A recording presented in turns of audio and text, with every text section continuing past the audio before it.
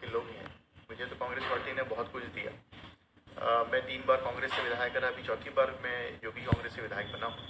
1 बार सांसद रहा हूँ कांग्रेस पार्टी से, 3 बार मैंने लोकसभा चुनाव लड़ा कांग्रेस पार्टी से, AICC का मेंबर 20 वर्षों तक रहा। प्रदेश युवक कांग्रेस का छत्तीसगढ़ का पहला अध्यक्ष 7 वर्षों तक प्रदेश अध्यक्ष रहा कांग्रेस का। तो कांग्रेस से हमारे परिवार में हमारे दादाजी मंत्री थे राष्ट्रीय सरकार में, और मध्य प्रदेश की सरकार में दादी जी 3 बार मंत्री रही, रानी पद्मावती देवी। चाचा मेरे करीबन 3 बार सांसद रहे, शिवेंद्र बहादुर सिंह जी चाची रही, मंत्री भी रही कांग्रेस से और विधायक भी रही। मेरी माता जी रश्मि देवी सिंह 4 बार कांग्रेस से विधायक रही खरौड़ विधानसभा से, और मैं 3 बार विधायक रहा, चौथी बार सिटीजन। तो कांग्रेस पार्टी ने हमको बहुत कुछ दिया है। मतलब अब पिछले समय कुछ परिस्थितियाँ ऐसी थी कि चुनाव लड़ना था, कांग्रेस से टिकट संभव नहीं था, इसलिए पार्टी से हटके हम लोगों ने योगी जी का साथ थामा था। किंतु आज अब योगी जी के निधन के उपरांत ऐसा लगता है कि अब तीसरा विकल्प जो पार्टी को बनाने का प्रयास किए थे वो सफल नहीं हो पाएगा। और मुझे लगता है कि अब राष्ट्रीय पार्टियों का दौर है, भारतीय जनता पार्टी, कांग्रेस, ये पार्टियां ही अब भविष्य में राजनीति कर पाएंगी। और मुझे लगता है कि जो योगी जी की भी मानसिकता थी, रिजल्ट आने के बाद में योगी जी की भी मानसिकता कांग्रेस के प्रति थी। उनकी कई बार बातचीत कांग्रेस के वरिष्ठ नेताओं से होती रही, मेरे माध्यम से भी हुई, डायरेक्ट उन्होंने बातचीत की। लोकसभा चुनाव में भी इसीलिए हमने कांग्रेस का समर्थन किया कि नरेंद्र मोदी जी को हमको रोकना था और राहुल जी को प्रधानमंत्री योगी जी भी देखना चाहते थे। तो राहुल गांधी जी को प्रधानमंत्री बनाने के लिए योगी जी और हम लोगों ने समर्थन भी दिया था कांग्रेस पार्टी को। ये अलग बात है कि एक अलग टाइप का निर्णय आया, अलग टाइप का लोगों ने उसमें जनमत संग्रह किया। यहाँ तक कि कल की घटना है, जयसिंह जी का बयान है, निश्चित रूप से जयसिंह अग्रवाल जी से हम लोगों की बातें होती हैं, और पिछले 1 वर्षों में इस बात का प्रयास हुआ है कि कहीं ना कहीं कांग्रेस में हम लोगों को स्थान मिले।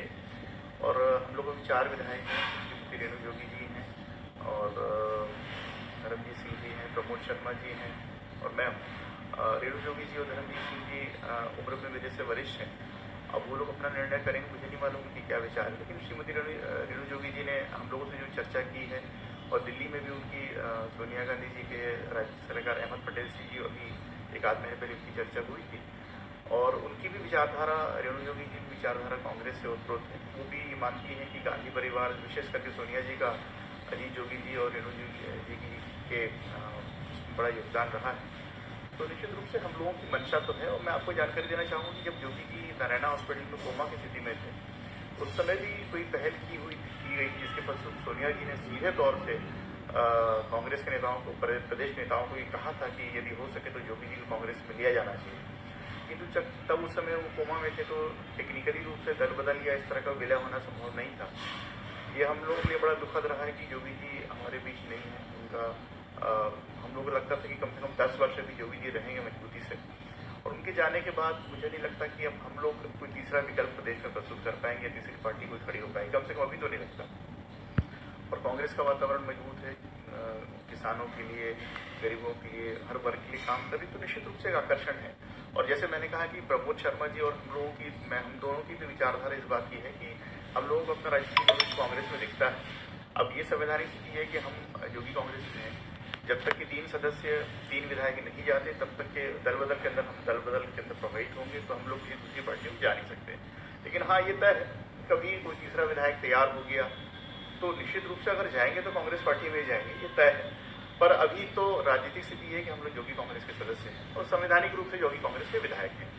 और जब मीडिया में बातें आती रहती हैं, इसके पहले भी बातें आई थी कि ये लोग कांग्रेस जाने वाले हैं।